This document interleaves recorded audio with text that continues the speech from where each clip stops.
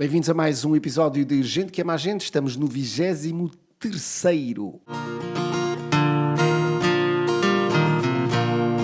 Olá, Wanda. Olá, Boa Filipe. tarde. Boa tarde. Nunca atires a toalha ao chão. Está tudo bem, antes de Tudo mais? bem? Obrigada Ok. pelo convite. Eu é que agradeço imenso. Se isto é um podcast que se chama Gente que Ama a Gente, vai ser de facto uma história, ou umas histórias, várias histórias que farão todo o sentido conversarmos aqui e partilharmos. Não é entrevista nenhuma, já sabes que podes fazer-me as perguntas também que quiseres, quando te apetecer, podes beber água, podes comer, podes ir a todo lado. Ok, Antes de mais, obrigada. diz-me só aqui 2 ou 3 coisitas. Vamos começar mesmo por aqui, Ok. está bem? O que é que te levou, ainda de uma forma geral, depois já voltamos ao teu passado, a escrever um livro? Ponto 1. Então, inicialmente esse livro nem era para acontecer.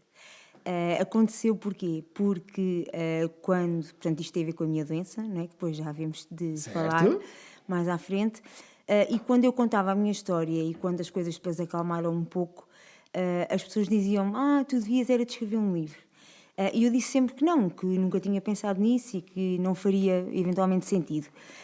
Mas a realidade é que, quando surgiu a pandemia, eu estava com a minha filha em casa, não é? Como todos os pais, ela estava a ter aulas à distância, e eu tinha guardado um caderno que eu pedi para me levarem enquanto fiquei internada. E todos os dias eu escrevia nesse caderno, tomava notas, por causa da medicação, por causa dos ciclos, por causa do que é que tinha acontecido naquele dia de importante, pronto.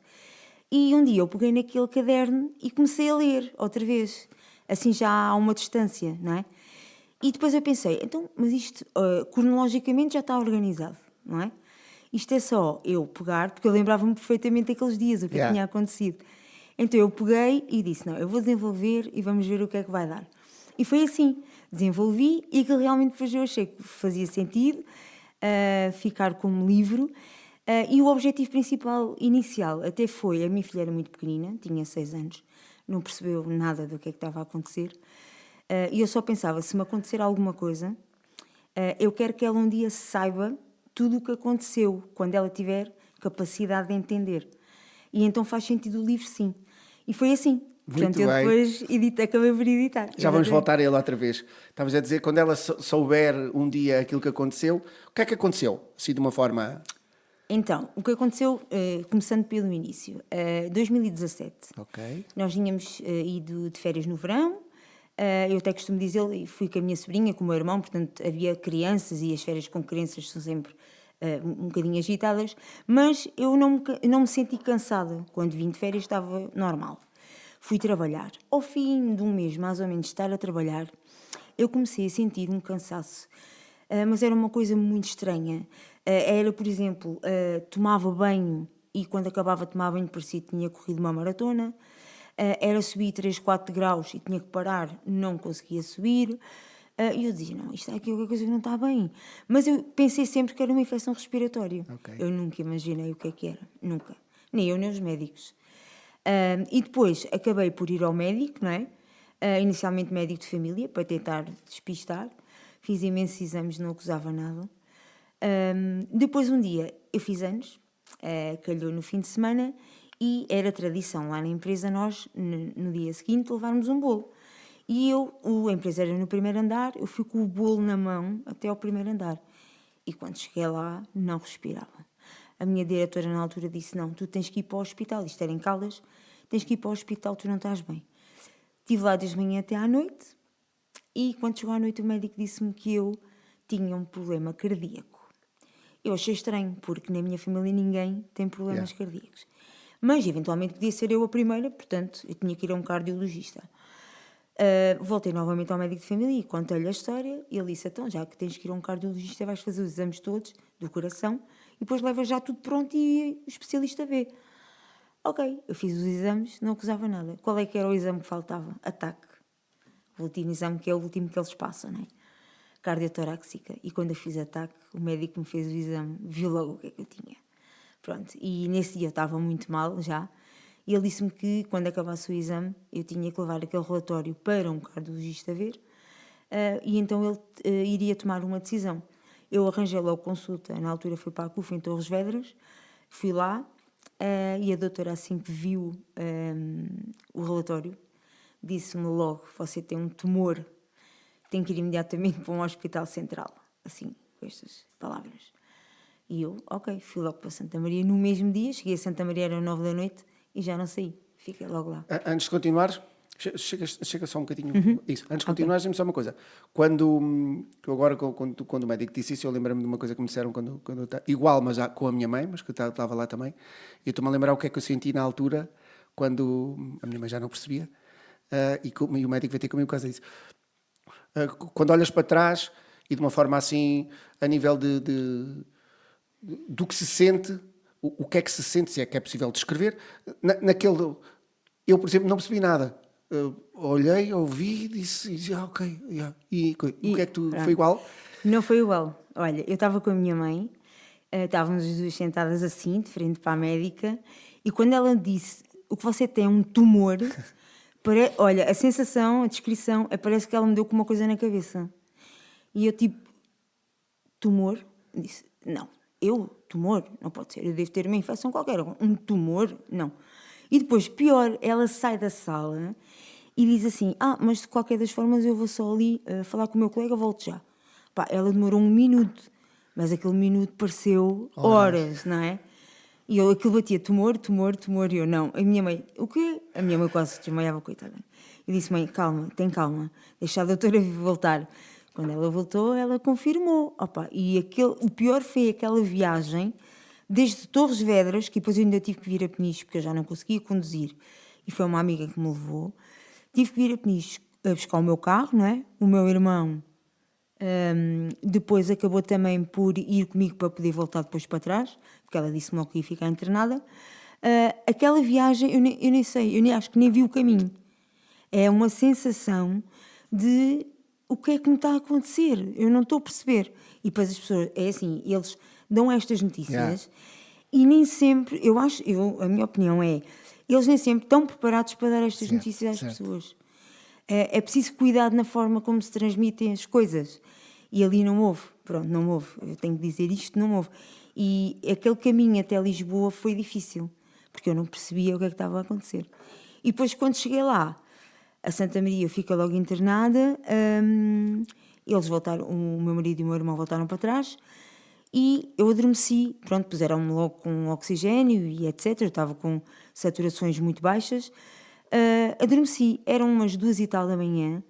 O médico veio-me acordar para me dizer que tinham estado em reunião por causa de mim, a equipa médica, e que tinham decidido que eu tinha que ser operada de urgência no dia seguinte, porque eu estava mesmo a ficar. O que é que estava a acontecer? Porque é que eu não respirava? Depois ele explicou-me: tinha um derrame pleural e um derrame pericárdico, ou seja, um líquido de volta do pulmão e um líquido de volta do coração. Portanto, eu não respirava e o coração praticamente já não batia. Pronto. Além disso, porque é que ela diz que eu tenho um tumor? Depois não me explicou, mas depois eu vim a saber. Porque ela viu logo que eu tinha uma massa na zona do mediastino, que é aqui atrás do externo, e essa massa estava a dar origem àquela falta de ar que eu tinha. Aquela pressão que eu sentia no peito, era aquela massa que estava ali. Que quando foi extraída, agora imagina, a massa tinha 11 centímetros por 9. Era uma coisa enorme. E eles só diziam a massa era grande e era elástica. Pronto. Vai para a análise, mas a probabilidade de não ser bom... Eu percebi logo. Não me disseram, mas eu percebi. Pronto, e depois foi aqueles 15 dias horríveis de espera, até vir o resultado da análise. Nesses dias estavas em casa? Estava em casa. Ok. Estavas... Nos meus pais, já não estava na minha. Ok. Eu vivo num 3º andar e não conseguia subir a escada. Quando quando há aqui uma primeira fase, ou seja, o que eu quero te perguntar é: tu aceitaste internamente logo ou a fase da aceitação não é logo? Não é logo. Não mesmo sabendo que é verdade? Sim, mas não é, porque a fase da aceitação vem quando me dizem o nome da minha doença. Até aqui eu não sabia nada. Eu só sabia que havia uma massa. Não percebia sequer, eu não percebia nada de termos técnicos, né, daquilo. Eles falavam, aquilo para mim era tudo chinês. Pronto. Isto depois, claro, que com o tempo a gente vai aprendendo e vai percebendo, mas até lá a aceitação não vem aí. A aceitação vem Quando 15 dias depois eu volto lá, já estava em casa e depois voltei, e ele me diz que a minha doença é um linfoma linfoblástico de células tipo B. Ok. Eu ouvi este nome, eu não sabia sequer o que era um linfoma. E o médico disse-me, Wanda, a doença é grave, está em estadio 4, portanto é no último estadio, ok? É grave, mas vamos tratar. Isto foi as palavras do médico. E a minha pergunta, eu respondi-lhe assim, ouvi e disse, ok, não é com a minha filha, pois não? Então bora lá, quando é que é para começar? E o médico disse, então mas isso é assim? Doutor, isto... O problema está cá e não vale a pena estar a chorar sobre isto. E é aí que eu acho que há a aceitação. Porque eu digo sempre isto às pessoas, eu nunca tive a pensar, ai, que desgraça, e agora? Porque não eu? Sou uma pessoa normal, andamos aqui todos, nós não sabemos o que é que nos vai acontecer. E, portanto, se o problema surgiu, se me estavam a dar a alternativa de como resolver, eu só tinha que confiar nos médicos. E isso foi uma coisa que eu fiz sempre, foi confiar. E não me dei mal. Não me dei mal. Quando tu dizes e porque não eu, tu foste sempre assim ou aprendeste a ser assim com o tempo? Não, fui sempre assim. Eu tive sempre esta ideia. Se me acontecesse alguma coisa, é aceitar e andar para a frente. Como é que tu és emocionalmente, mesmo independentemente da doença? Ou já serás diferente do que eras antigamente, vais sempre crescendo, mas como é que tu na tua juventude, mais meninice, como é que tu és emocionalmente? És mais mariquinhas, és mais chorona, és mais alegre, mais patafúrdia? Estava-me a lembrar do PDG que dizia que era um palhaço na escola. Pronto, eu não era assim. Na escola, eu andei com ele na escola. Eu sempre fui desde pequenina assim muito envergonhada. Ok. Acho que agora até sou diferente disso. Acho que evoluí, como qualquer pessoa, né, com a idade e etc. Fui sempre uma menina muito no meu cantinho, ok? Muito a passar nos intervalos da chuva, nada de grupos e aquelas coisas que havia na escola, eu não gostava nada daquilo. Como também dizia a Ângela Malheiros, que eu não gostava de grupos, olha, agora estou-me a lembrar dela. Eu também era um bocadinho assim, mas emocionalmente sou normalmente uma pessoa muito positiva, muito alegre, sempre, tento sempre levar as coisas na desportiva, como se costuma dizer. Não gosto nada de chorar, tipo sobre o leite derramado, se não há nada a fazer. Não vale a pena porque não vai adiantar. Temos que resolver. Eu sou sempre assim, ok, há um problema, então vamos procurar a solução. Sou sempre assim. Muito bem, bebe aguinha. Sempre. Então pronto. Passaram, tu depois, a operação decorreu quantos dias depois? Ou quantas semanas depois, não sei. Não, foi no dia seguinte. A recuperação, quero-te dizer, desculpa. Então pronto, depois eu fui operada. Certo. Estive lá uns dias, não sei precisar, mas uma semana mais ou menos, e voltei para casa. Ok. Pronto. E aí começa um novo ciclo, como é óbvio, não é? E aí começa um novo ciclo. Aí eu tenho o nome da doença, não é? E tenho o que é que vamos fazer. E ficou combinado que voltava lá no dia 25 de novembro, eu voltei, e foi aí que eu voltei e já não saí. Fiquei lá 7 meses internada. Porque? Então, o objetivo era 8 ciclos de quimioterapia, que iam durar 7 meses. Ele explicou-me o protocolo todo, que é um protocolo, como os enfermeiros costumavam dizer, que era constituído por veneno de rato, porque aquilo era do pior que havia, mas era o que tinha que ser. E eu disse, ok, tenho que aceitar. E depois aquilo eram ciclos de 21 em 21 dias. Pronto.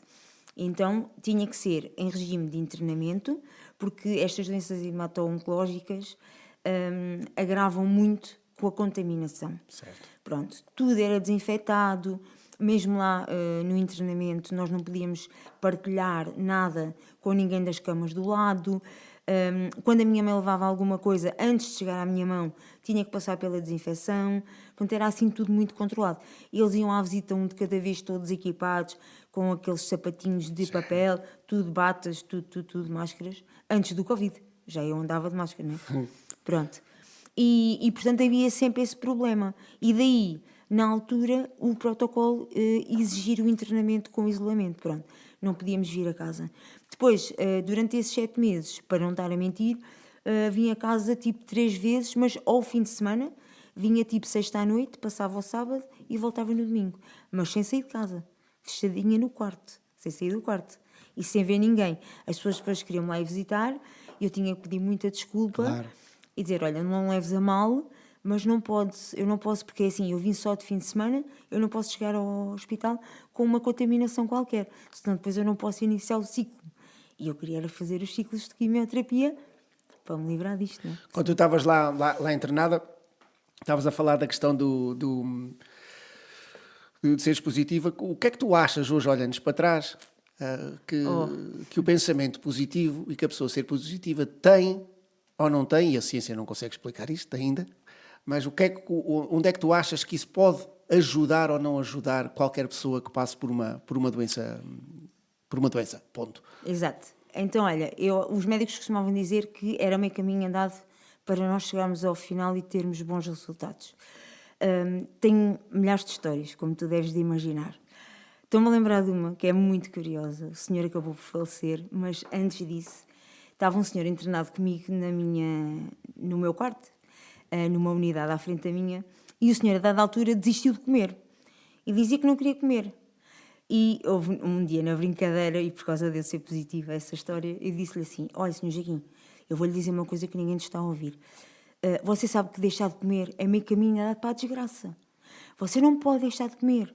Nós estamos aqui, nós vamos nos curar, vamos sair desta, e portanto você tem que continuar a comer. Pá, eu estive ali tipo uma tarde a dizer a mesma coisa ao senhor. Tu não acreditas. No dia seguinte, ele começou a pedir 2 pequenos almoços.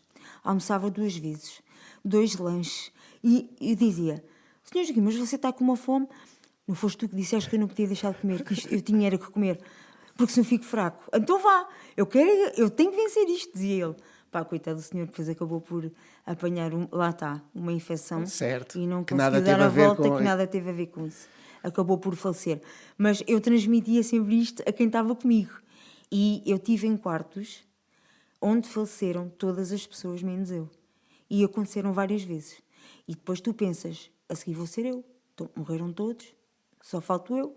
A enfermeira-chefe estava-me sempre a mudar de quarto, porque dizia que aquilo era demasiado pesado para mim, para o meu bem-estar. Porque como eu transmitia sempre tanta força às pessoas, e as pessoas faleciam de coisas que não tinham nada a ver. Claro. Umas eram de velhice, outras eram... Pronto.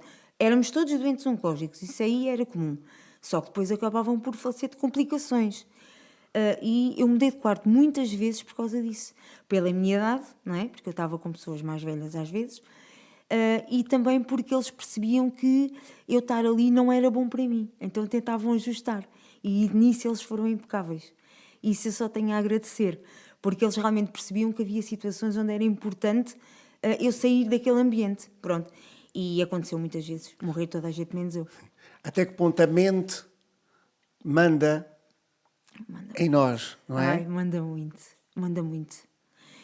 Eu tive momentos onde eu estava mal mesmo, que eram chamados os momentos da plasia. Só para tu perceberes, nós levávamos a quimioterapia e que não sentes nada. Quando aquilo está a entrar, está tudo tranquilo. Só que depois, 2 dias mais ou menos depois, as defesas, os glóbulos brancos, começam a baixar. E tu começas-te a sentir fraco, cada vez mais fraco, depois não consegues sair da cama porque não tens força, não consegues ir à casa de banho. Aí tu sentes-te mesmo mal, mesmo em baixo. E a mente, quando eu dizia, eu tenho que conseguir sair da cama hoje. E o enfermeiro dizia: Wanda, tu estás muito fraca, tu praticamente não tens glóbulos. Não, mas eu não vou sair daqui, mas eu tenho que me sentar. Eu vou conseguir, eu tenho que me sentar. Tantas vezes isto aconteceu. E eu conseguia. E ele dizia: esta miúda é tão teimosa. Não é ser teimosa, se o medo na cabeça que tem que ser, eu tenho que conseguir. E às vezes era o banho. Quando eles diziam: Wanda, tu se calhar hoje tomas banho na cama. E eu: não, eu vou à casa de banho. Wanda, estás fraca, não vais conseguir. Eu vou. Lá ia eu, agarrado ao carrinho da medicação. Aquele carrinho amparou-me imensas vezes. Se eu fosse o carrinho, às vezes se calhar tinha caído. Mas eu ia, agarrado ao carrinho, chegava à casa de banho. Olha, a casa de banho era um teatro. Havia a parte da casa de banho seca e da casa de banho onde nós tomávamos banho. Então, eu despia-me, lá ia, tomei sempre banho na cadeira, sentada, não conseguia estar em pé, só para tu teres uma noção. Não tinha força nas pernas, tomava banho sentada. Depois não tinha cabelo, mas lavava a cabeça, com shampoo, tudo normal. Tomava banho, depois ia para a parte seca. Sentava-me e estava ali a descansar do banho. Descansava do banho, estava ali. Depois enfiava uma perna das calças do pijama tinha que descansar para conseguir enfiar a outra perna. Depois enfiava a outra perna, descansar para conseguir puxar. Pá, aquilo era terrível, terrível. Só que lá está. Mas eu digo, não, vais devagarinho, mas chegas lá. Tens de conseguir. Pensas em quê, né? Pensavas em quê nessas alturas? Em quê, em quem, no quê?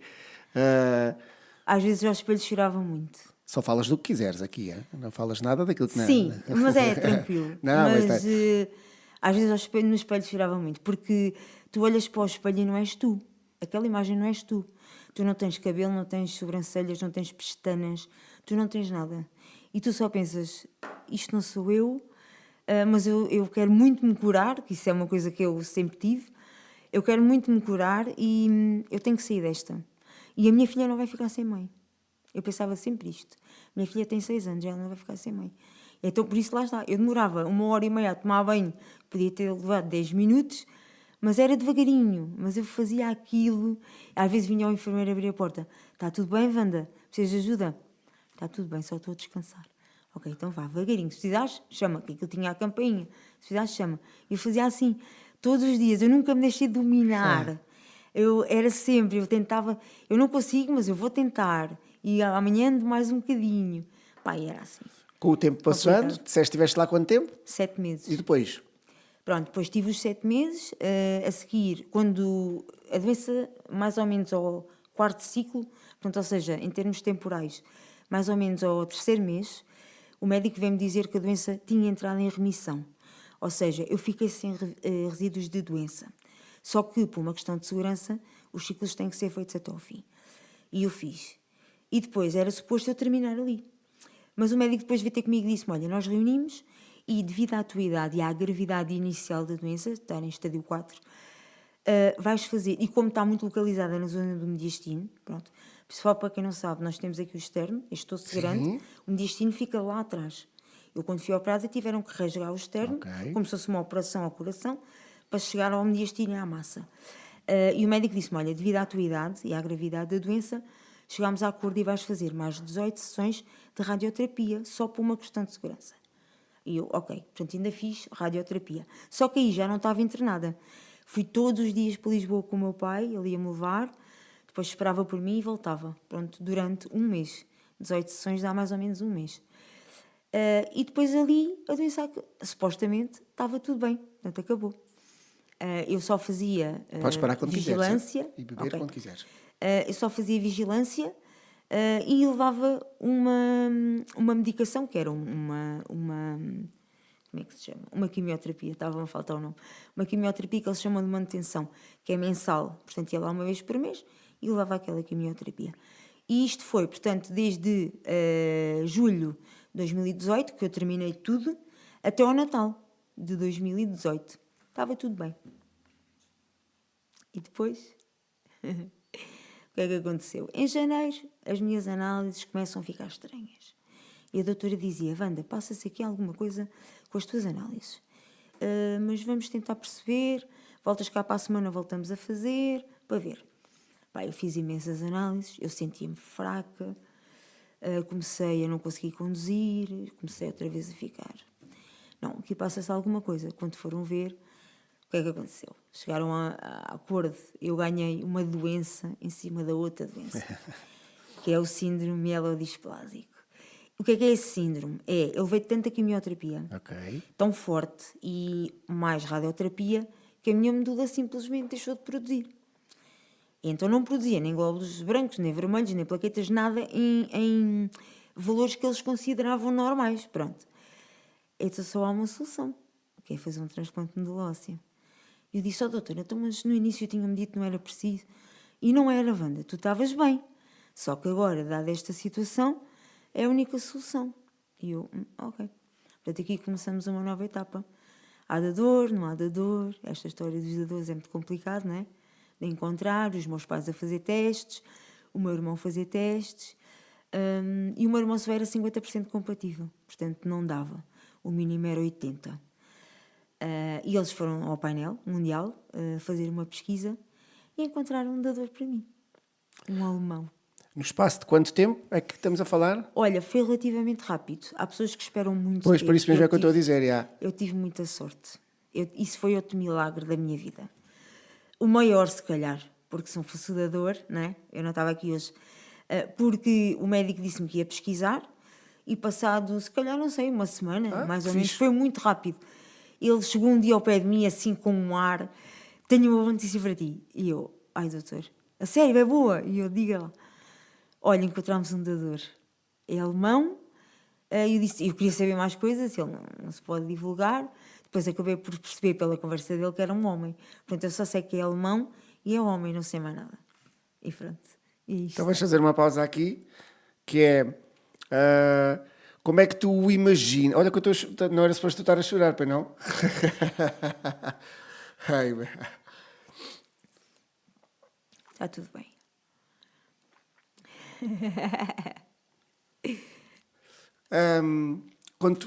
Como é que tu pensas que ele é? Ai, já imagina tantas vezes. Opá, não sei. Não sei se é novo, se é uma pessoa de meia idade. Olha, não sei. Não Até faço nós nunca ideia. podemos saber quem é. É previvido. É. A lei portuguesa não permite. Ah, portuguesa. A portuguesa. Por exemplo, o Brasil permite. Os receptores encontram-se com os dadores e conhecem-se. A lei portuguesa não permite, por uma questão de segurança. Sabes que tu depois ficas a dever a tua vida a outra pessoa. E depois há pessoas que lidam bem com isso, outras nem tanto. E depois há aquelas perseguições, aquelas coisas de... Pronto, e explicaram-me que tinha a ver com isso. E então eu percebi... E faz sentido. E faz sentido, não é? E pronto. Que vinha mais tarde exigir não sei o quê, não sei o que mais. Aquelas Porque eu te coisas. salvei a vida e agora tens que não sei o Yeah. quê. Então, e olha uma coisa, mas tu sabes como é que funciona o processo da parte de lá dele? Como é que. Sei. Deve ser como cá, portanto, aquilo é uma Sim. operação onde a pessoa tira, não faço ideia. Não, esse é um erro. Ainda bem que tu falaste disso. Isso é um erro crucial que toda a gente comete. E não é por mal, mas eu estou sempre a explicar e é importante que fique bem Esclarecido. Exatamente. O processo de lá não é diferente do de cá. Portanto, o que é que aconteceu? Ele um dia lembrou-se, num sítio onde havia eventualmente recolha de sangue e inscrição para dadores, ele inscreveu-se como dador de medula óssea. E essa inscrição só se faz uma vez na vida. Certo. Pronto. O que é que acontece? Ele, como vai dar sangue, dá o sangue, tiram um bocadinho e fazem tipo uma tipagem onde vão fazer o código genético dele para depois ser introduzido então no painel, não é? Certo. Pronto. E aquilo fica feito uma vez na vida. Se em algum sítio do mundo inteiro alguém precisar de um transplante de medula óssea e que seja geneticamente compatível com esse senhor alemão, vamos imaginar, o que é que vai acontecer? Vão contactar o senhor e dizer, olha, há uma pessoa que é compatível consigo em termos genéticos e gostaríamos de saber se ainda está interessado em doar a sua medula. Porque esta pergunta tem que ser feita. A pessoa que se inscreveu não tem que obrigatoriamente agora... Pronto. Isto tem que ser uma decisão consciente Certo. e esclarecida, porque às vezes as pessoas vão todas contentes inscreverem-se e quando chega a hora de doar, dizem que não. Aconteceu recentemente um caso, que até andou aí na comunicação social, eu já me cruzei com ele no IPO, por acaso, de uma pessoa que tinha 3 dadores, 3, e os 3, por razões que não se sabem, não é? Disseram que não doavam. E ele acabou por ter que fazer transplante com o pai, que só é 50% compatível com ele. Ou seja, em termos de compatibilidade é pouco, mas ele teve que fazer, ele não tinha outra hipótese. E teve que ser. Pronto, e isto é importante. As pessoas quando se inscrevem, façam de consciência. Porque se algum dia forem chamadas, é porque há de facto alguém que tem a vida por um fio e que está à espera daquela medula. Pronto. Depois, a pessoa imagina que concorda. Ok, eu vou doar. É chamada, pronto, um dia ao hospital, como também às vezes acontece quando eu vou fazer o tratamento da fotofrese e estão lá pessoas a doar a medula. É colocado um catéter, não há operação nenhuma. É colocado um catéter, a pessoa ligada a uma máquina, e depois essa máquina, o sangue da pessoa entra lá e faz uma separação celular. Sim. As células que interessa ao receptor, não é? Vão para uma bolsinha e o sangue da pessoa volta normalmente para ela como se nada fosse. Portanto, a pessoa nem há dor, não há nada. É só isto. Pronto. Em casos muito, muito, muito pontuais, pode acontecer ter que ir ao bloco. E aí é, se calhar, a tal confusão com a operação. Mas ir ao bloco não é para fazer nenhuma operação, é para fazer a extração das células com a pessoa com uma sedação. Certo, Pronto, certo, mas certo. isto em casos muito pontuais. O normal é ser através de catéter. E através do catéter é este procedimento que eu te estou a dizer. Eu, às vezes, as pessoas estão lá, a gente mete conversa, normal, não é? Ou perguntam-me se eu estou a fazer o mesmo tratamento que eles, e eu explico que não, mas que também já recebi a medula de outra pessoa. E eles dizem, realmente isto é tão simples. Eu, quando me inscrevi, estava tão longe de algum dia alguém me ligar. Estou mesmo feliz de me ligarem, porque sei que vou salvar a vida a outra pessoa. Pronto, depois as células vão para uma bolsinha, depois sou para... como é que eu ia te explicar? Introduzir logo, que depois tem um processo, não é? E as células vão logo ser entregues ao receptor. Se não, imagina que é para ir para outro país. Isso depois tem uns procedimentos que eu não sei explicar, mas as células chegam aonde for. Pronto, depois elas às vezes até andam lá com as questões dos aviões, a que horas é o voo, porque isto depois tem que ser transportado em transporte de órgãos, não é? Aqueles carros próprios, como se fosse mesmo um órgão. Porque no fundo não é um órgão, é uma coisa líquida. A medula é líquida, não é? Mas é transportada como se fosse. E depois elas às vezes andam a fazer essa gestão. O processo de recuperação dessa parte é mais tranquilo? Super tranquilo, super. Nem Super de quem dá, de quem recebe não. Ok. Quem dá a medula é super tranquilo e vai para casa no mesmo dia, não sente nada. Certo. A nossa medula tem a capacidade de se regenerar, não é? Certo. E portanto a pessoa não tem absolutamente sintomas. Agora, quem recebe, aquilo dura 15 minutos. Cheguei lá, eu estava, né? Eu tinha catéter central, o enfermeiro chegou lá, meteu aquilo a correr, eu fiquei a olhar para aquilo, ele disse, olha, daqui a 15 minutos volto. Já tinha introduzido como se fosse uma transfusão de sangue, estás a ver? Igual. Já tinha recebido a medula do dador, eu disse, eu também disse, é só assim? É, pronto, agora vá, deixa de estar aí sossegadinho. Foi a vida dele. E eu ali com a medula, né? Uma coisa super estranha, e eu... Pronto, no mesmo dia não senti nada, no outro dia também não, mas depois começa-se a sentir, porque depois a medula é um corpo estranho dentro do nosso, Certo. E tem que se adaptar, não é? E aquela adaptação é difícil. Olha, se tu certamente já pensaste nisso, ou uma se tu pudesses oferecer uma prenda ao alemão, que prenda é que davas? Ui, essa pergunta. Por acaso nunca pensei nisso, porque como eu sei que não o vou conhecer, mas é uma boa pergunta. Opa, eu não sei. Bem, eu não lhe posso oferecer uma prenda da mesma dimensão que ele me deu a mim. Pronto, isso está dito, não é? É impossível. Mas não sei não sei se lhe dava alguma coisa que tivesse a ver com peniche, se lhe tentava... Opa, olha, eu não sei, a sério, eu nunca pensei nisso. Boa. Mas Vamos provavelmente... pensando até ao fim. Mas sabes que eu escrevi-lhe uma carta. Escreveste? Escrevi, porque nós não podemos conhecer, não é?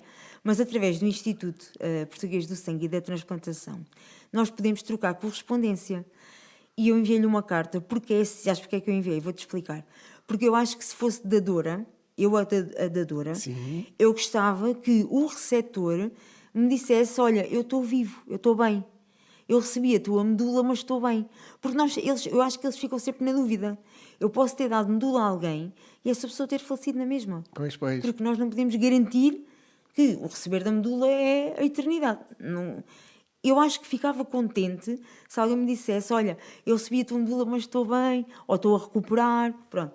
E eu fiz essa carta. A carta depois é traduzida no Instituto e é enviada para a pessoa. Supostamente, pronto, eu acredito que funciona assim. Eu confirmei e disseram-me que era isto. Mas eu não recebi resposta e fiquei triste. Mas pronto, lá está. Eu não lhe posso dizer que moro em Peniche, não lhe posso dizer nada disso. Pois. O que é que eu lhe disse? Disse-lhe, por exemplo, eu até lhe escrevi, aliás, eu acho que isso até está aqui no livro. Se me quiser conhecer um bocadinho mais, vivo numa terra ao pé do mar, tipo, assim uma coisa muito vaga, porque eu não posso dar nenhuma indicação. E se calhar ele fez o mesmo, se calhar foi aconselhado a fazer o mesmo. Estás a É ver? Eu interessante não essa cena. consigo lhe dar nenhuma indicação específica de onde é que eu estou. Não consigo mesmo. Ultrapassado essas coisadas todas, quando é que ficas assim à maneira? Quanto tempo depois? Olha, à maneira, eu nem te posso dizer que ainda estou à maneira, mas vá. Sim. Até porque foste tirar um dente hoje, trouxemos a gente depois com linguiça para a rapariga comer. Exato. Isso é as coisas Está aqui que a aparecem penar a fome. depois. Exatamente. Isso são os problemas que vêm depois com a quimioterapia, que cura umas coisas, mas estragam muito outras. Né? Pronto, mas olha, eu acho que fiquei melhor 2 anos mais ou menos depois do transplante. 2 anos. Começou a estabilizar, é o que eu quero dizer. Coisas a aparecer continuam a aparecer, coisas novas, do Arco da Velha. Consultas em especialidades, tudo quanto tu podes imaginar. Mas 2 anos estabilizou, pronto. Agora é mais esta questão da pele, que não é só a pele visível, isso ainda é o pior, é a pele lá dentro, porque o nosso corpo tem pele, e estou-me a lembrar nomeadamente aqui da zona da garganta, em que, por exemplo, o meu esófago está fibroso, não tem a elasticidade de um esófago normal. Certo. Pronto, e depois isso implica, por exemplo, no engolir os alimentos, engasgo-me facilmente, os sólidos, os líquidos não, mas os sólidos sim. Pronto, e esse tipo de coisas. Ou seja, estabilizou, mas há coisinhas que aparecem, mas que se vai levando, não é? Comparado com o que foi, não é nada. Dormes bem? Durmo bem. Sempre dormiste Sempre. bem? Isso é uma coisa espetacular, não é? Sempre dormi bem. Sempre. Estavas a falar em 2 anos da recuperação. Quanto tempo é que demorou a escrever este livro? Esse livro demorou 1 ano. Aponta aqui para ali para aquela. A Juscelane também esteve a chorar, ainda bem que não fui só eu. Tem os olhos encardidos, Vocês são péssimos. A única pessoa que não chora é que está. Já estás a apontar? Não dizes. 2 anos? Não, 1 ano a escrever. Esse livro demorou 1 ano a escrever. Ai pá, espera lá, agora esperem lá. Estava aqui a ver que não estava a ver nada. Este livro chama-se Nunca Atires a Toalha ao Chão. Estavas-me a dizer há bocadinho que o título apareceu. Primeiro que o livro. Porquê? Então, lá está. Lembraste disto do quê? Pela mesma razão. Porque quando as pessoas me diziam, tu devias escrever um livro, e eu dizia sempre que não, porque, como eu te disse, isso não era para acontecer, eu pensava sempre para mim, não vai acontecer, mas se algum dia acontecesse, o livro tem que se chamar Nunca Atires a Toalha ao Chão. Porque isto é exatamente a descrição de tudo o que eu fiz durante o tempo todo. Foi o não desistir. Desistir não era o caminho. Nunca foi. E como nunca foi, eu disse sempre, eu não me vou entregar a isto. Eu tenho que ser mais forte do que isto. Então o título era esse. Depois quando o livro apareceu, teve que ser esse o título. Então há bocadinho estavas-me a dizer o que é que isto na realidade trata. Para quem quer saber o que é este livro, isto fala... De uma história de superação. Okay. É isso que fala o livro. Conta tudo. É isso que eu ia dizer, não é inventada, é a tua história. Podia ser uma história. Podia também ter coisas. Não. É exatamente a minha história. Desde que eu era pequenina, desde a minha família, desde como é que começou, tudo está aí tudo. Como é que eu era até à escola, depois como é que foi quando eu conheci o Bruno, quando nasceu a minha filha, e estava tudo bem. Até. E depois conta tudo ao pormenor da doença. Porque há aí coisas que... Olha, vou-te só contar isto. Conta tudo. Há bocadinho, eu vinha para Peniche, como tu sabes, eu fui a Lisboa, Santa Maria hoje, e recebi uma mensagem no telemóvel que até te posso mostrar. Uma senhora que escreveu assim: li o teu livro em 4 dias, tive 4 dias a chorar. Tive um linfoma há 20 anos, neste momento estou imigrada, não estou em Portugal, mas vou a Portugal todos os anos ao IPO para fazer consulta de rotina. E como é que é possível, 20 anos depois, eu estar a ler o teu livro e estar-me a ver em tanta coisa que eu li ali? Porque há tanta coisa que as pessoas se revêem no livro. Mesmo que não tenham linfomas, por exemplo, há pessoas com cancro da mama, com outro tipo de problemas, mas há aí coisas que são comuns, que as pessoas leem e dizem que sentiram exatamente a mesma coisa. É muito engraçado. Eu há bocadinho recebi essa mensagem, vinha no caminho, até disse, isto é mesmo... Tu escreveste isto o quê? No computador, tudo? Escrevi tudo no computador, sim. Depois o processo... Tinha tudo à mão, não é? Como eu disse, estava no caderno. Que eu estava a dizer, E depois foi indo folha a folha e escrevendo. Às vezes vinha a conduzir e lembrava-me de uma coisa e eu, tenho por isto no livro. Tomava nota no telefone, que era para quando chegasse a casa. Tanta vez que aconteceu. E depois eu fui compondo. Até que chegou um ponto que eu disse, não, agora o livro está completo. É isto. Wanda, escrevias mais de dia ou à noite? Ou não tinhas horas? Olha, escrevia quando me apetecia. Às vezes era à noite, quando estava mais calminha. Outras vezes era com a miúda, quando ela estava em casa. Porque ela era pequenina, estava lá a brincar e eu ia e estava ali um bocadinho e escrevia. Mas não era assim muito tempo seguido. Por isso é que demorou 1 ano. Eu escrevia quase todos os dias, pronto. Mas era devagarinho, era assim. Porque, sabes porquê? Porque como é um livro muito baseado nas minhas memórias, porque eu agora, há coisas que eu às vezes vou ao livro e eu já não me lembrava. Porque é normal, com o passar do tempo, e nós arrumamos as coisas, como eu costumo dizer, em gavetas, e a gaveta está fechada. E se eu não voltar a abrir a gaveta, eu não me lembro que as coisas estão ali. Estás a ver? E com o livro, às vezes vou ao livro e digo, olha, já nem me lembrava disto. já está lá tão arrumadinho que eu já não me lembrava. Pronto. E aquilo, como é baseado em memórias, eu tentava sempre fazer devagar, que era para uma memória puxar a outra. E eu, então, olha, isto, depois aí, mais isto e mais o outro. E depois tomava a nota e escrevia. Antes de continuarmos, como é que se pode ter este livro? Como é que se pode... É assim, o livro está à venda em vários sites Ok. normais de venda. Normalmente, quem encomenda comigo, eu digo sempre, as pessoas pedem mais um piada, eu meto uma dedicatória, pronto. Um beijinho com o nome, fica um livro mais valioso para a pessoa. Mas podem encomendar na Livraria Atlântico, podem encomendar na FNAC, na Bertrand. O valor desta obra será... É isto, não é? Epá, não estou a ver nada. Lê lá. Será revertido para a... sim, já consigo ver. Para a APCL. Associação Portuguesa Contra a leucemia. Contra a Leucemia. Exatamente. Eu disse sempre que se escrevesse um livro, eu não queria o valor do livro.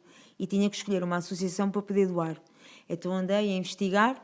A Associação Portuguesa Contra a Leucemia é uma associação que trata de doenças hemato-oncológicas, que é a minha, linfomas, leucemias, estuda a doença, que é o que nos interessa, não é? Porque é um bocadinho isso, nós temos que apoiar associações que estudam a doença Certo. e que tentam encontrar o máximo a cura. Porque eu às vezes falo com o meu médico, ele diz muitas vezes, o protocolo que eu fiz há 5 anos atrás, para a minha cura, não é? Já não é o protocolo de agora. Já está tudo diferente. Porque é assim que a medicina evolui. Mas se nós não apoiarmos estas associações que fazem este tipo de estudos, as coisas tornam-se mais difíceis. Era sempre o que eu pensava, não é? Então bora lá apoiar. E não vamos mostrar... Isto é... Isto és Isto tu. sou eu, claro. Agora imagina a diferença ao espelho. E aqui este Diário da Gratidão, isto foste tu que escreveste? O Diário da Gratidão foi... Esta aqui foste tu que escreveste? Fui eu que escrevi. Queres ler E- tu ou leio eu? É como tu quiseres. Então, não é que escolhes, tu é que és a autora do livro. Então, mas tu é que estás a apresentar. Podes ler tu. Sou grata pela minha família, ainda que alguns vivam longe de mim. Estava eu a ler uma revista quando vi entrar o meu primo Rui Almeida pela porta. O meu coração transbordou de felicidade quando o vi. Foi mais uma força para seguir em frente. Diário da Gratidão, Hospital Santa Maria, Gratidão. Eu vou-te explicar. Esse Diário da Gratidão foi uma amiga que me disse assim: uma forma de tu encarares também a doença de uma forma mais positiva vais arranjar um caderno e todos os dias, é um diário de gratidão, e tu todos os dias vais escrever 3 coisas pelas quais tu estás grata e vais ver o lado positivo e não o lado negativo das coisas. E isso ajuda imenso, porque nós estamos ali naquele hospital, parece que as coisas está tudo a descambar, temos uma doença e não sabemos se vamos sair vivos dali ou não, mas se nós pensarmos em 3 coisas durante o dia, normalmente eu fazia isso à noite, luzes apagadas, eu só tinha a luz da minha unidade acesa, tinha a cortina fechada e estava ali sossegadinha como se estivesse no quarto em casa, igual. E eu fazia isso sempre à noite. Eu pensava, durante este dia, o que é que aconteceu? 3 coisas pelas quais eu estou grata. Depois havia as coisas às vezes mais tapafúrdias, mais pequeninas, mas eram aquelas coisas pequeninas que aconteciam e eu dizia, não, pá, que vão ter acontecido isto. Pronto, e eu tomava nota. Nesse dia, eu meti isso porque o meu primo na altura era bombeiro. Ele só conseguiu entrar porque estava fardado. Porque senão não tinha entrado na unidade. Eu quando o vi, eu nem queria acreditar. Porque para já ele é de Coimbra, não é de Lisboa. Não estava à espera de o ver ali, não é? E depois, quando eu de repente olho e o vi, eu disse, o que é que tu estás aqui a fazer? E ele disse, eu só consegui entrar porque eu estou fardado, só te vim dar um beijinho e vamos já embora. Eu nem queria acreditar, olha, eu fiquei tão contente. Pá, porque estas pequenas coisas que nós não estamos à espera e é aquilo que eu estava a dizer, será que sou eu que vou morrer a seguir? Eu não sei. Isto morre tudo. Eu não vejo ninguém sobreviver aqui, porque a tua realidade é o teu quarto. Certo. E se toda a gente morre, tu pensas que também vais morrer. Não há hipótese. Eu só pensava, eu estou aqui, eu estou a lutar tanto, mas eu não sei se vou conseguir, mas eu tenho que conseguir. Eu não vou, lá está, eu não vou desistir, porque se eu me entrego a isto vai correr mal. Era só o que eu pensava. Por isso é que mudei de quarto. Eu conheci os quartos todos daquela unidade. Todos. Olha, como é que tu vês agora os outros? Os outros? Quem passa por esse tipo de situações, como é que olhas para alguns problemas que nós às vezes nos queixamos? Isso é um problema. Sabes o que é minimizar tudo? Certo. E tu dizes, estou cheio de dores de cabeça. E eu, Estás a ver? Opa, e às vezes é mau. Porque eu não posso desvalorizar a dor da outra pessoa. Quando a outra pessoa não conheceu a minha dor. Se percebes? A minha dor ao pé da outra pessoa não tem nada a ver. Mas não quer dizer que a outra pessoa não esteja a sofrer imenso. E isso é um risco. A tendência é nós desvalorizarmos tudo. E às vezes não pode ser. Temos que dar mais um bocadinho Mas de é uma atenção. boa, foi uma boa explicação. Não, Gostei. mas é isto. Não podemos... Falámos disto muitas vezes lá no hospital. Que as Pois. pessoas não têm noção do que se passa. Por mais que eu queira explicar e dizer-te que eu estava assim, que eu estava... tu não consegues chegar lá. Porque é uma coisa que só quem passa... E isto parece um clichê. Toda a gente diz, só quem passa é que sabe. Mas é verdade. Claro. Porque só E faz quem todo o esteve sentido. ali é que consegue entender. Aqueles amigos que tu fizeste ali e que eu perdi tantos. Eu perdi muitas pessoas. Aqueles amigos não são amigos normais que nós vamos para a night ou jantar fora. Não são. São amigos que estiveram ali na pior altura da nossa vida, viram o nosso melhor e o nosso pior. Eu vi pessoas a ter septicémias, a estar à beira da morte à minha frente, a ter que tocar a uma campainha, pedir ajuda, porque o miúdo, que era um miúdo, tinha 31 anos, estava mesmo a ficar, eu ter que tocar a campainha, olha aí, cuidado que ele está a precisar de ajuda. Pá, coisas assim. Eu vi coisas do Arco da Velha. Estás a ver? E que eu agora aqui a explicar-te, e nem que eu te fizesse uma explicação exaustiva da situação, tu não chegavas lá. Por isso é que eu digo, é difícil e eu não posso minimizar a dor da outra pessoa. Certo. Porque a outra pessoa também pode estar a sofrer muito. Não está a sofrer o mesmo do que eu sofri. Mas isso E hoje tu és muito diferente daquilo que eras antes, ou nem por isso? não tem nada a ver. Não Em tem quê, nada a por ver. exemplo? Opa, olha, em achar piada, vou-te só dar um exemplo. Achar piada a coisas pequeninas. Durante o dia, imagina, eu vou conduzir e vejo qualquer coisa e lembro-me, estou-me a vontade a olhar para isto. Aquilo que eu disse quando entrei aqui do silêncio. Eu, noutra altura qualquer, nem sequer reparava. Eu estava ali dentro do carro com a música desligada, estava à tua espera e de repente apercebi-me. Bem, isto é um silêncio. Estas coisas. Eu antes não ligava. E agora há coisas muito pequeninas que eu fico muito contente.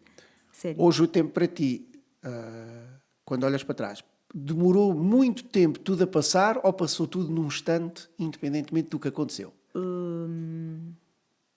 Olha, parece que foi noutra vida. Demorou muito, então parece que demorou muito tempo, é isso, não é? Sim, parece que demorou muito. Foi noutra vida. Às vezes há coisas que eu me tento lembrar e digo, isto foi noutra vida. Eu parece que eu sou outra pessoa. Era uma pessoa antes, não é? Depois passou aquilo tudo, pronto. E eu não falo isto todos os dias. Eu agora estou a falar aqui disto contigo. Mas eu não falo disto todos os dias, nem falo isto a toda a gente. Eu vejo as pessoas, quando me falam e me perguntam como é que eu estou, eu respondo. Claro. Mas eu não sou daquelas pessoas que conta a toda a gente que teve doente. Aquilo está arrumadinho. Pronto. Não quer dizer que sofra mais ou sofra menos ou que não me lembro. Ou que todos os dias não me lembro que a pessoa nunca mais é saudável. E isso é triste. Porque tu saberes que nunca mais vais ser saudável não é bom. Mas tu pensas, ok, nunca mais vou ser uma pessoa saudável, temos uma doença que é crónica, Mas- temos que aprender a viver com ela. Nem mais. Ok, siga. Nem mais. É isso que eu faço. Olha, vocês têm o pessoal tem acompanhamento psicológico? Há bocado era para te perguntar, mas pensou-me. Isso é um ponto contra e muito grave. Nós deixamos de ser doentes a partir do momento em que temos alta. E isso não é correto. Pois. Enquanto eu estive lá, havia o psicólogo, sim senhora, que ia lá e falei sempre muito bem com ele. Não é uma consulta de psicologia daquelas profundas e como eu acho que até devia ter sido, mas ok, mas ele ia lá fazer o papel dele. A partir do momento em que eu tive alta, nunca ninguém me perguntou: está tudo bem, Wanda, precisas de ajuda? Os teus pais precisam de ajuda? O meu pai era embarcado. E imagina o que é. Imagina-te só, ele estava no Havaí, na altura. E o Havaí é muito longe daqui. E a minha mãe ligou-lhe e disse-lhe, vem depressa, porque ela não vai aguentar. Foi numa altura que eu estive em coma, por causa de uma septicémia. Que eu fiz uma septicémia em casa durante a noite. E o Bruno, quando deu para a minha falta, pensou que eu tinha ido à casa bem, mas eu nunca mais aparecia. Levantou-se para ver onde é que eu estava. E eu estava caída aos pés da cama e ele não sabe quanto tempo, ninguém sabe quanto tempo eu estive ali, inconsciente. Pronto, ele chamou o INEM, etc., logo para Lisboa, entrada nos cuidados intensivos. Tive em coma 5 dias. E os médicos disseram aos meus pais que eu dificilmente conseguia escapar, porque eu não estava a reagir aos antibióticos, à medicação. E o meu pai estava no Havaí, isto para te dar um exemplo, e a minha mãe ligou-lhe e disse-lhe: vem depressa, porque ela não vai aguentar. Agora imagina o que é um pai estar não sei onde, não está na mão dele conseguir pegar num carro e vir para casa. Tem que pegar 3 aviões, não é? E quando ele chegou, e depois baralhou-me a mim, porque depois, entretanto, ele chegou, o tempo de demora da viagem, etc. Eu estava no 5º dia, quando tiraram a medicação do coma, eu acordei. E quando eu vi o meu pai, ainda me baralhou mais, porque olhei para ele e disse: então, mas o que é que tu estás aqui a fazer? Eu não estou bem. Então, mas eu pensava que tu estavas não sei onde. E ele: tem calma, vamos devagar. A mãe chamou-me e eu vim. Mas estás a ver, é muito difícil. Para os meus pais foi muito difícil. Nunca ninguém perguntou se eles precisavam de apoio. Nem o Bruno, nem a Camila, nada. Nunca ninguém perguntou. Isso é uma falha grave. O nosso Sistema Nacional de Saúde tem que começar a encarar os doentes. E eu não estou a falar por mim. Sim, estou a falar por todos. claro. Os doentes Até são por calhar oncológicos, todos. exatamente, de outra forma. Porque nós deixamos de ser doentes a partir do momento em que temos alta. Isso não é verdade. Então estamos em 2023. Planos para o futuro. Planos para o futuro. Olha, então é assim, como é que eu tenho de explicar? Em termos de trabalho, não é? Eu estava a trabalhar numa empresa, dado a situação da doença, dado o transplante de medula óssea, não sei quantas juntas médicas e etc, a partir do momento em que fiz o transplante, e tendo em conta que eu trabalhava com imensas pessoas na mesma sala, muitas horas ao telefone, falar com clientes, etc, eles decidiram logo que nem pensar e eu tinha que ficar reformada por invalidez.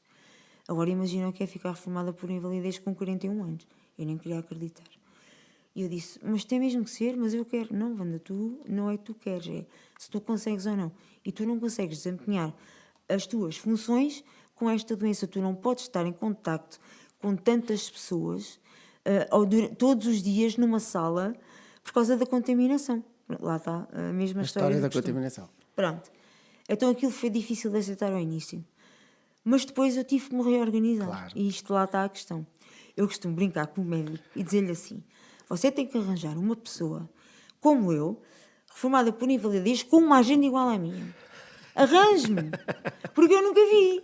Se o doutor me arranjar, eu quero conhecer essa pessoa. Porque, olha, eu digo-te, ou é uma coisa ou é outra. Olha, vou para aí 2, 3 vezes a Lisboa por semana. Consultas de especialidades diferentes, como eu já te disse. Tenho imensas coisas. Depois é exames. E depois chamam-me para ir. Olha, não tinha que convidar um filho à TVI. Depois ando sempre em coisas. É a Associação de Dores, que agora também tenho lá dado uma ajudinha, pronto. Tenho estado assim também por causa das recolhas de sangue, etc. E por causa da medula, porque depois as pessoas quer se inscrever como dador de medula. Ficam assim. Mas depois quando percebem que aqui está uma pessoa que foi salva e eu conto a história, a pessoa fica super entusiasmada, pronto. E então eu tenho lá estado com eles também. Portanto, eu tenho que ser imensa Estás-te a adaptar, que é o que é preciso Estou-me a adaptar, no meio disto aqui. exatamente. Olha, a tua alimentação, como é que é? Olha. Podes comer tudo? Hoje não podes comer nada, já percebemos. Olha, a minha alimentação é assim. Que é Não importante posso isso. comer tudo. Sou acompanhada por uma nutricionista por causa dessa questão. E só para tu veres, por exemplo, eu quando estive na fase pior da doença, levei imensas transfusões de sangue. Tinha dias de levar 2 transfusões por dia. E o que é que isso provocou? Uma sobrecarga enorme de ferro no fígado. O meu fígado não consegue processar a quantidade de ferro que tem depositado devido às transfusões que ele levei, não é? Pronto. E isso implica que eu não posso comer alimentos ricos em ferro, porque ferro tenho eu a mais, não é? Pronto. Então, isso é um exemplo. Mas depois há outras coisas que nós, através das análises, Pumba, já sabia. vamos vendo e vamos ajustando. Eu vou lá mais ou menos 15 a 15 dias, 3 em 3 semanas. E ela vai dizendo: olha, nestas 3 semanas não comes isto, ou agora comes aquilo, e vamos ajustando. Outra coisa é, por exemplo, o marisco. Eu não posso comer marisco fresco. Amêijoas, berbigões, essas coisas. Tudo o que é apanhado e feito, eu não posso comer isso. Esses mariscos têm, às vezes, bactérias que a uma pessoa normal não faz qualquer diferença, mas a mim podem fazer um estrago gigante e eu não arrisco nessas coisas. Nem vale a pena, rapariga, nada. Gosto, ok, já provei, gosto, mas não como. Muito bem. Há coisas que eu não como. Vamos aqui chamar agora aqui. Agora é aquela parte. Olha, sério, não é só para estar sempre a chorar. Olha agora. 3 ou 4. Espetacular. Esta já não te pergunto que está ali. Já viste esta pergunta, tão gira? Olha, esta não dá. Se a sua vida fosse um livro, que título estaria na capa? É engraçado, Isto já vê tarde. E se fosse uma música? E se fosse uma música? Ui, ai pá. Que tipo de música é que tu gostas? Tipos. Deixa-me. Se fosse espera uma lá. música, como é que te chamavas? Como é que se chamava a música? Olha, deixa-me só dizer-te por causa de música. Estás-me a fazer lembrar uma coisa. Também depois, se quiseres ver o livro, podes ver e está lá. Todos os dias, durante aquele internamento, nós ouvimos a miúda que estava comigo, que é a Andreia. Ela tinha o tablet dela lá e no momento do banho, olha, só para tu veres, até o banho era feito na cama. Nós não podíamos ir tomar banho numa determinada altura. Sim. À casa de banho. Tínhamos que fazer os banhos lá. Então nós fechávamos as cortinas, cada uma na sua, e ela, olha, chegou a hora da música. E eu, vais pôr a mesma música? Ela, temos que ouvir isto todos os dias. Então qual é a música? Qual é? Melhor de Mim, da Da Marisa. Marisa. Já sabia que era essa. Aí é que era uma Aquela choradeira letra pegada, não é era? brutal. Não, aquela letra É é linda. muito brutal. Porque aquilo é tudo aquilo que nós queríamos ouvir. Aquilo era o que a gente queria ouvir. Porque sem ver, acreditar, opa, era... Eu dizia, Andréia, outra vez? E ela, sim, a mesma música, outra vez. E eu, pronto, olha, até depois gozavam connosco lá na enfermaria. Olha, as meninas são fãs da Marisa, mas eu gosto da Marisa. Agora, eu lembrei-me Eu disso. também, eu também. Eu lembro-me disso, mas eu gosto da Marisa. E pronto, a minha filha, na altura, era pequenina, e os Calema tinham aquela música, acho que é o Meu Amor, não quer mentir, Sim. com a Soraya Ramos. Sim. Pronto, aquela parte do refrão que dizia... Podes cantar mesmo, é? e cantar, espera lá, a miúda é que cantava. Pode ser difícil, como é que é? Pode ser difícil, mas nós vamos acreditar. Opa, está aqui no livro, eu não quero. Espera lá, eu não quero dizer isto mal, os Calema depois ainda me vêm processar. Espera lá, onde é que está?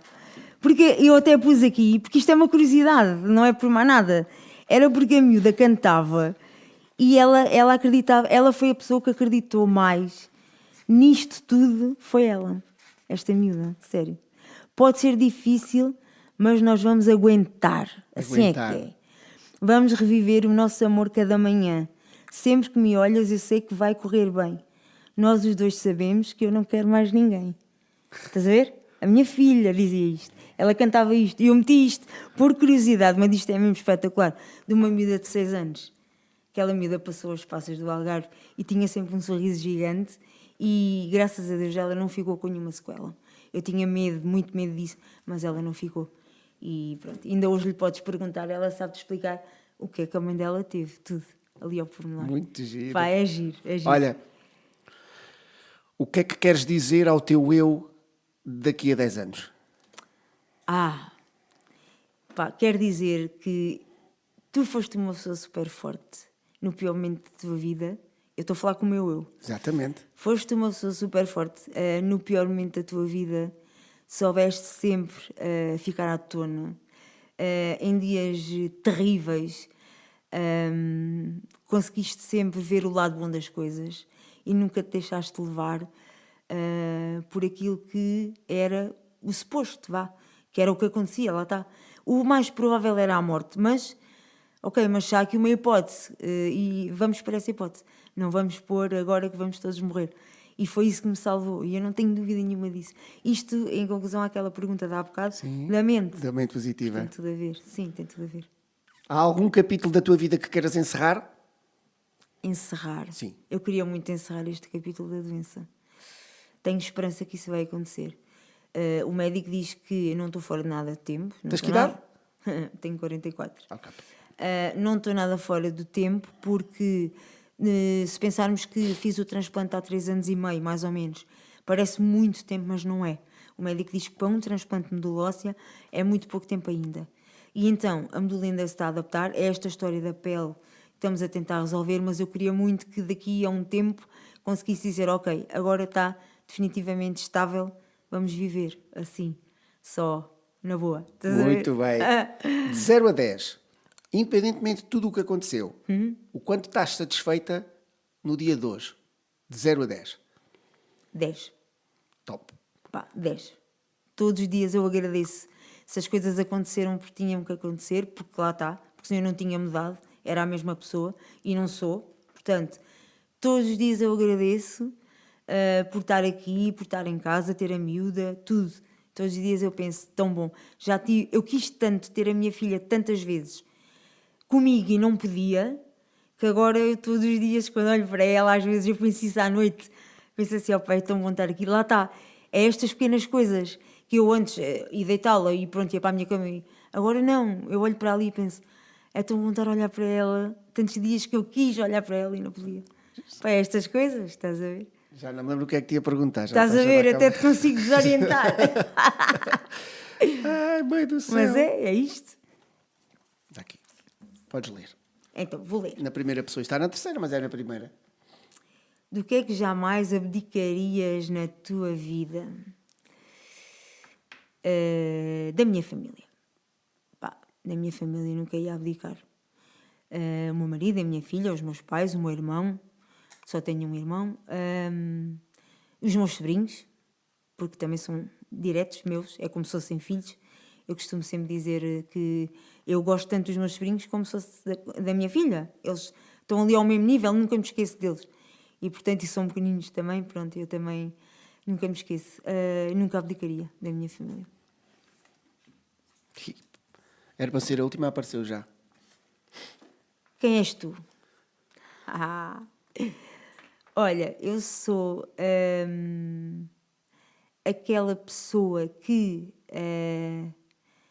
andou sempre na vida devagarinho, ok? Passinho a passinho, sempre.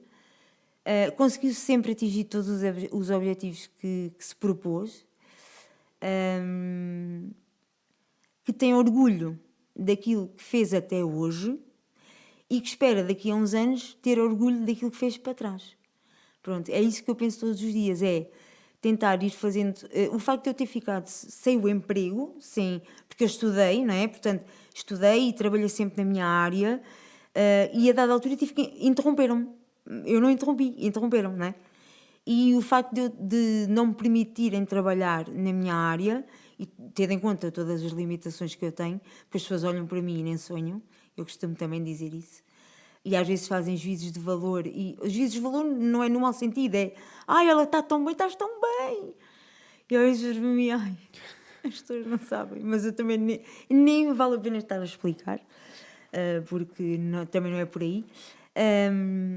Mas pronto, tem a ver com isso. Interromperam, era isso que eu ia dizer. Interromperam o meu percurso, mas isso não significa que eu não continuo a fazer coisas. E o que acontece é que eu hoje em dia meto-me em projetos e coisas, a fazer coisas que eu nunca pensei fazer na minha vida. E estou super feliz com isso. A verdade é essa. Eu não deixei de ser menos feliz por ter interrompido a minha vida profissional. Percebes? Sim. E continuo a fazer coisas que nunca pensei fazer. E estou super contente com isso. Já sei o que é que te ia perguntar. Então, diz lá. Por causa aqui do 0 a 10, até que ponto tu conheces-te? Até que ponto? Como é que está o teu nível de autoconhecimento hoje, em dia? E até que ponto? Acho que me conheço muito melhor do que me conhecia antes. Já tive...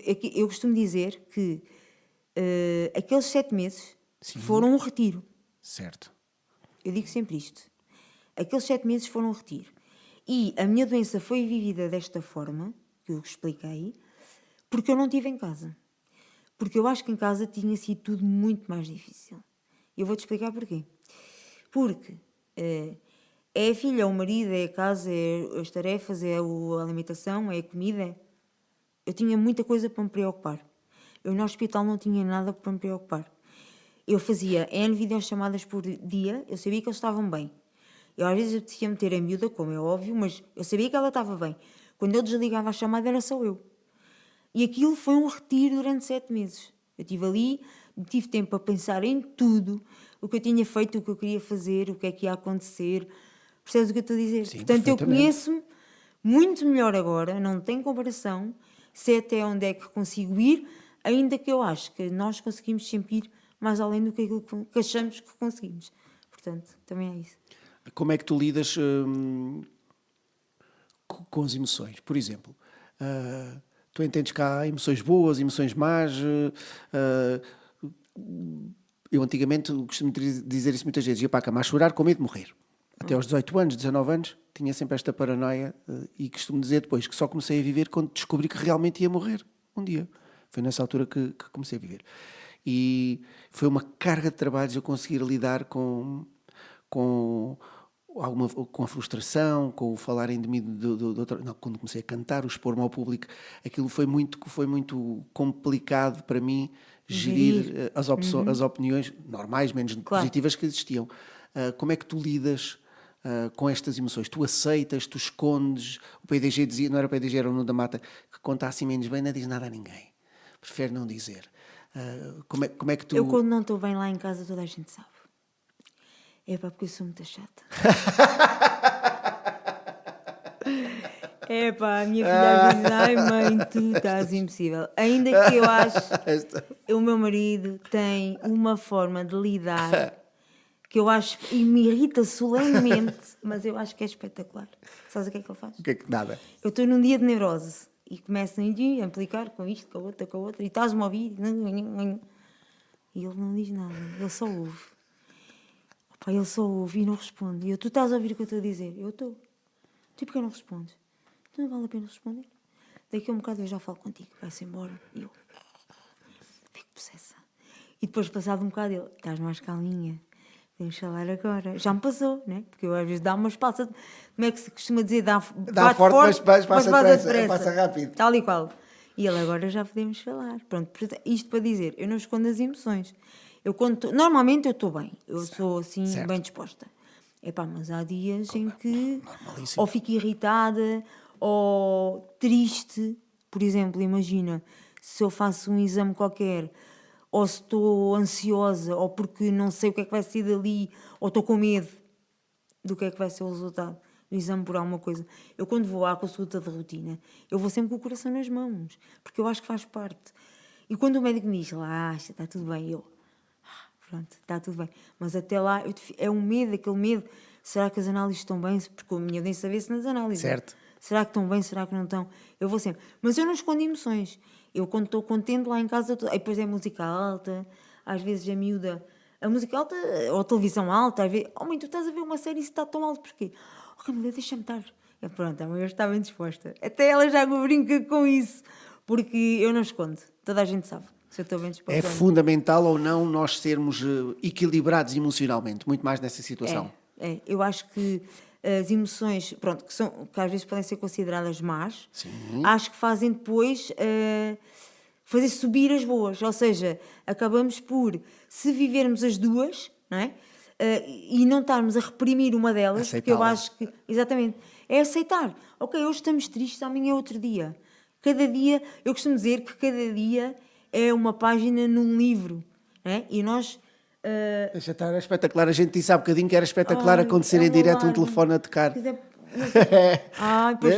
E é espetacular. É para provar que é em direto, que não há cá para ler isso. Exatamente. Exatamente. O que é que eu estava a dizer? Das emoções, aceitá-las. Das emoções, aceitar, sim. Eu acho que hoje por causa do livro, cada dia é uma página. Portanto, hoje estamos tristes, pronto, está tudo bem. Amanhã vai ser um novo dia, vamos descansar, dormir. No outro dia acordamos diferentes. Pronto, é isso que eu acho. Pá, ganda frase. Olha, que eu estive a baralhar isto para ler esta frase. Para aparecer esta frase. Posso ler eu? Ela vai comentar, mas é espetacular como é que calhou esta frase. Apenas nos momentos mais difíceis aparece o herói que tens dentro. Não é só, mas nos mais difíceis, sim, tem que aparecer. O herói é a força. Pronto, é aquela coisa que vem de lá de dentro e que as pessoas dizem: eu sou seu, eu não ia conseguir. Eu digo sempre: não diga isso. Sabe porquê? Porque não pode avaliar. Só quando nós estamos lá é que nós percebemos se a força vem ou não. Agora, estar a ver de fora não tem nada a ver. Não consegue avaliar. E por isso eu acho que nos momentos maus o herói vem. Nos bons, às vezes, não sei se vem com tanta frequência, mas pelo menos também dá para lembrar. Olha, certo. Não é? Lembramos deles. Agora, nos maus tem que vir. A força tem que aparecer de algum sítio. Isso é verdade. Mas tu podes ler. Espetacular estas frases, Jocelyn Tudo Cristina. tudo o que sempre quiseste está do outro lado do medo. Pois isto é às vezes quando o medo nos impede de fazer alguma coisa, não é?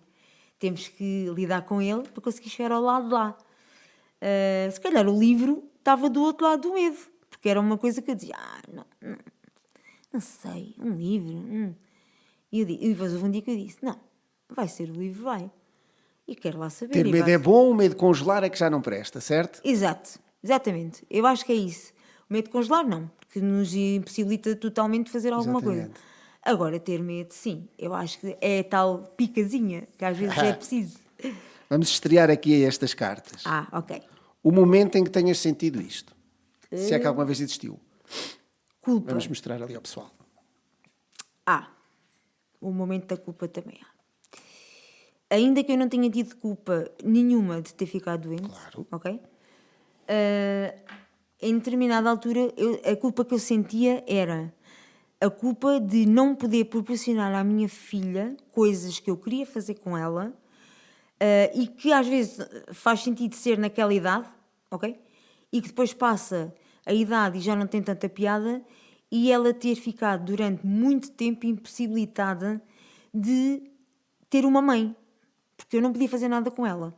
Mãe, vamos ao parque, ou vamos... Olha, Camila, vais com o pai, ou vais com a avó, ou vais com a vizinha, vais com a prima. A mãe não pode. Está bem. Olha, mãe, vamos à piscina. Ai, filha, a mãe não pode ir para dentro da água, a mãe não pode. Havia tanta coisa que a mãe não podia que eu sentia-me muito culpada. Portanto, a culpa é nesse sentido. Esperança. A esperança ainda tenho hoje. Momentos marcantes de esperança. Momentos marcantes. Um episódio marcante de esperança. Eu acho que foi quando eu recebi o transplante. Eu tive esperança. Eu disse, não, aqui isto vai correr bem. Aquela esperança de é o último recurso, porque aquilo é importante, aquilo era o último recurso. Se aquilo não funcionasse... Já nada funcionaria. Exatamente. Já nada havia a fazer. Eu tinha esperança, eu disse, não, eu tenho esperança, isto vai correr bem. Portanto, eu acho que isso foi o momento mais importante. Muito bem. Sim. Este não. E este aqui, este sim. Filipe, tu queres mesmo ouvir histórias, não queres? Quero. Solidão. Solitude é a gente optar por estar sozinhos, não é, doutora? Solidão, somos obrigados Então, a estar. a pior solidão que eu senti foi, ok, eu fiz o transplante e tu estás num quarto de isolamento, quarto mesmo, não é enfermaria, é quarto. 4 paredes e uma televisão e uma cama. E uma janela para a rua. Foi a pior fase de todas. Eu enlouqueci. Porque eu já lá estava há um mês fechada, totalmente em isolamento. Entrava dentro daquele quarto, o médico, uma vez por dia, a enfermeira para colocar a medicação e era 2 minutos e saía, e a senhora para limpar, ok? E eu estava as outras horas todas do dia sozinha. Eu enlouqueci. Nada funcionava, telefones, videochamadas, nada. Cada vez que entrava alguém eu só chorava. Levava as noites a chorar, não conseguia dormir.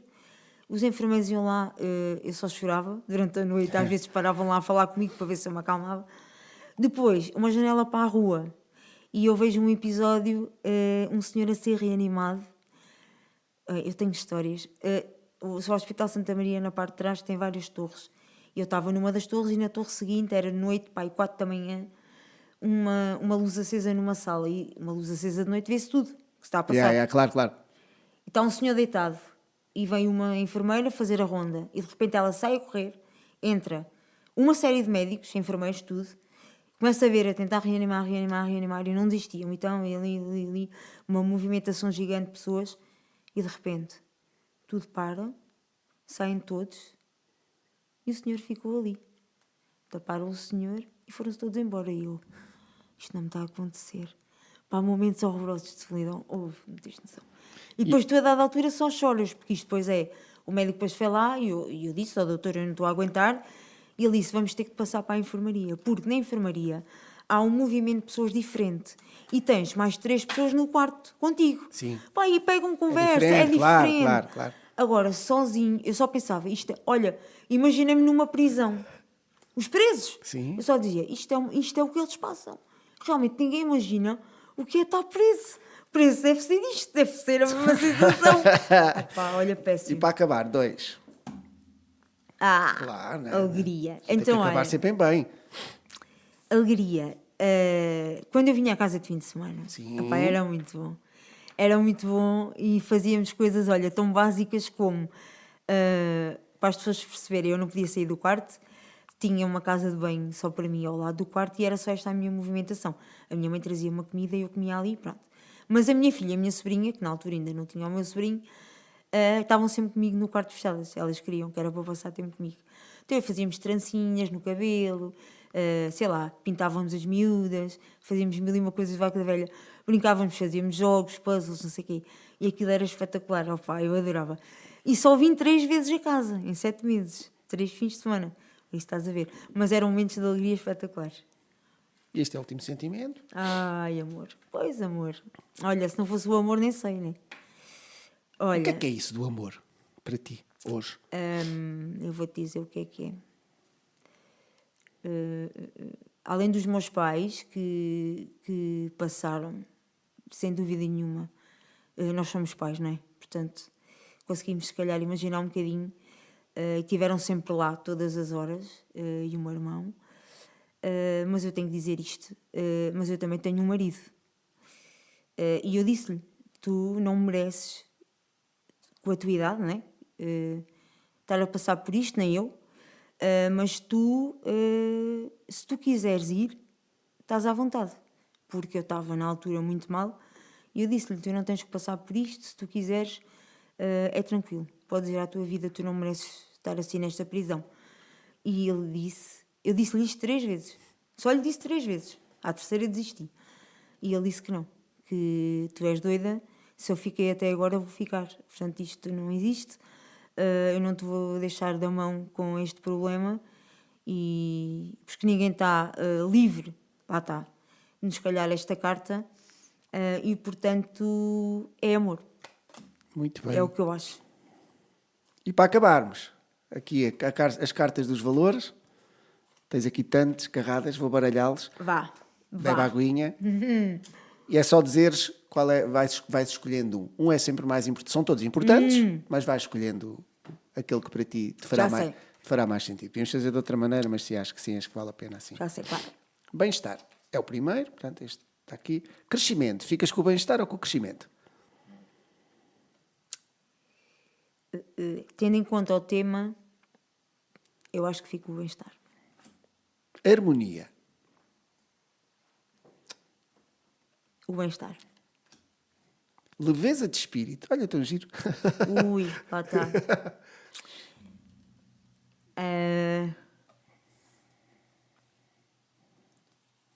Leveza de espírito.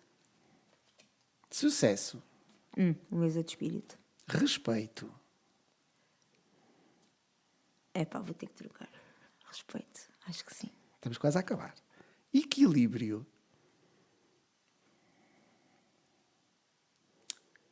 É pá, isto é difícil. Respeito. Respeito. É porque são todos valores bons. fortes, exatamente. Autocontrolo.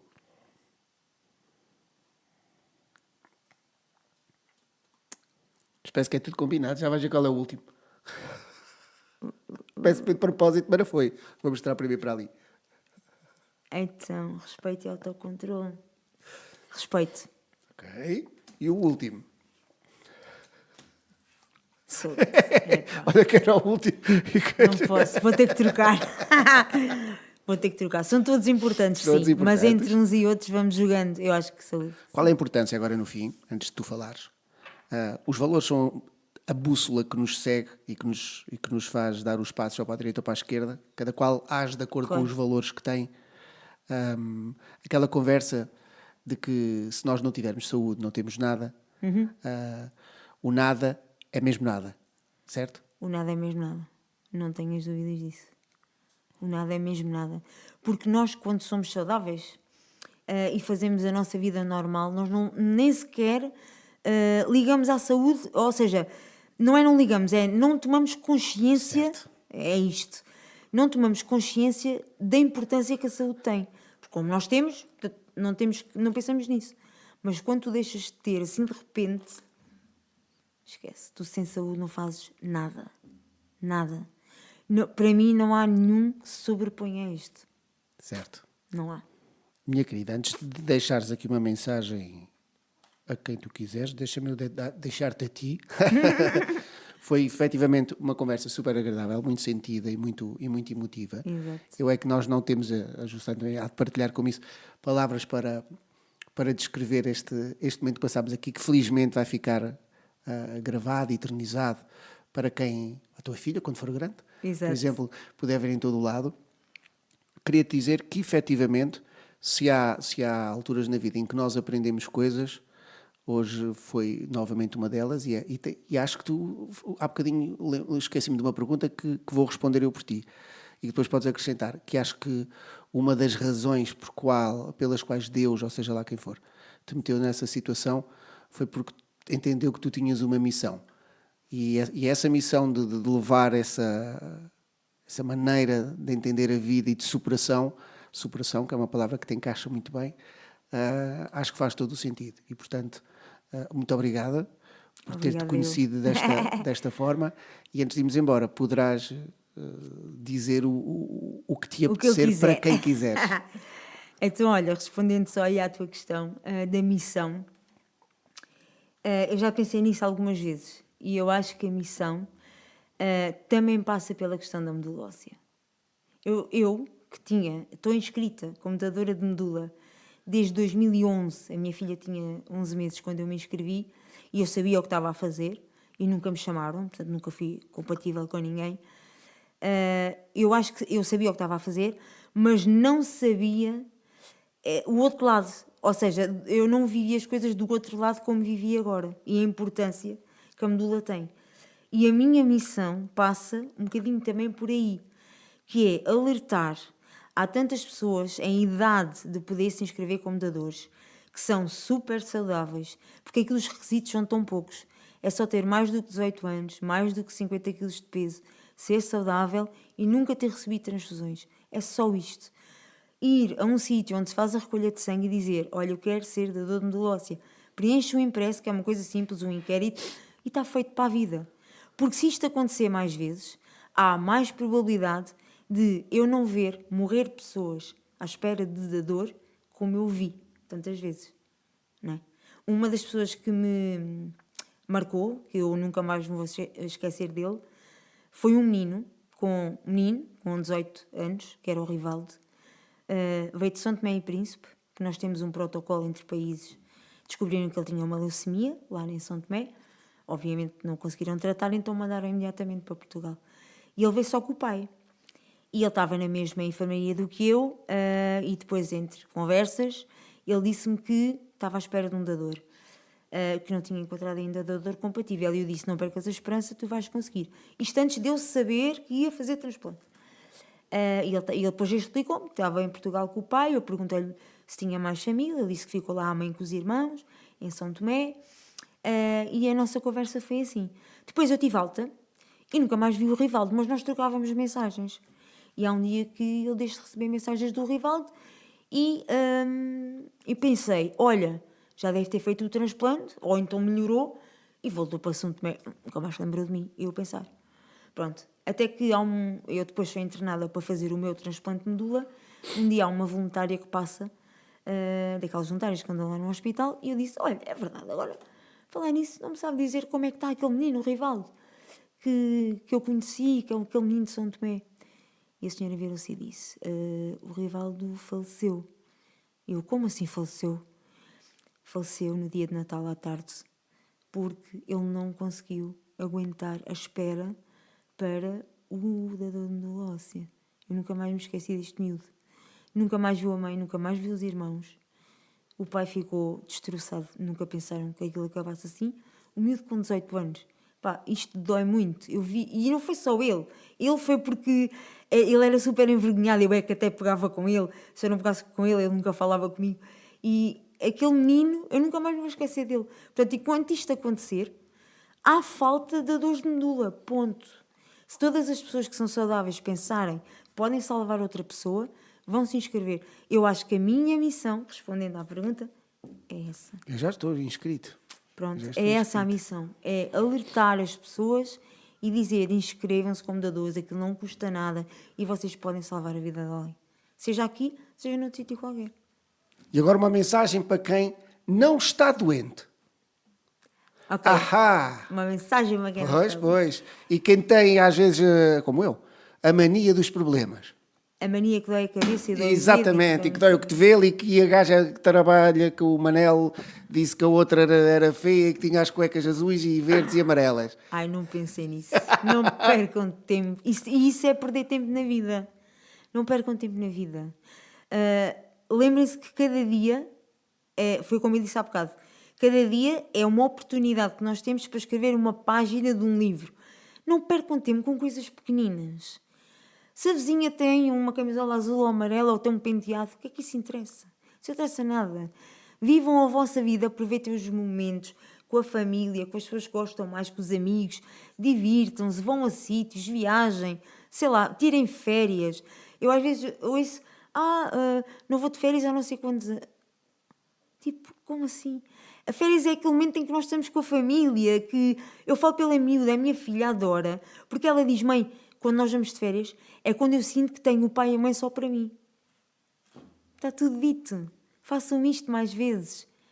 A mensagem é essa. Aproveitem. Porque a vida passa muito depressa e daqui a amanhã surge um problema a sério e depois vocês não aproveitaram tudo. E eu falo por mim, porque eu também andava nessa... Um ramo. Rang, né? Pronto. E de repente, quando eu me vi sem a possibilidade de fazer as coisas, é que eu dei valor. E disse, eu devia ter feito isto, aquilo e o outro, e não fiz. E agora perdi a oportunidade. Porque agora é a miúda que já cresceu, era para ir não sei onde, que já não posso ir, não posso ausentar de Portugal, imagina. Queres ir ver um país, não sei o quê, não podes, porque são países onde a água não é igual à nossa, onde tu podes apanhar bactérias na água, onde tudo se complica. Estás a ver? A vida toda. Então aproveitem antes disso. Aproveitem tudo o que têm direito. Muito obrigado. É essa a mensagem.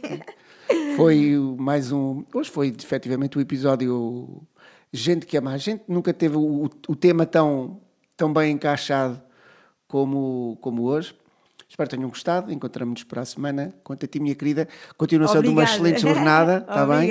E parabéns Vocês também. por seres quem és. Obrigado. Parabéns pelo podcast. Obrigado. Obrigado. Estamos juntos.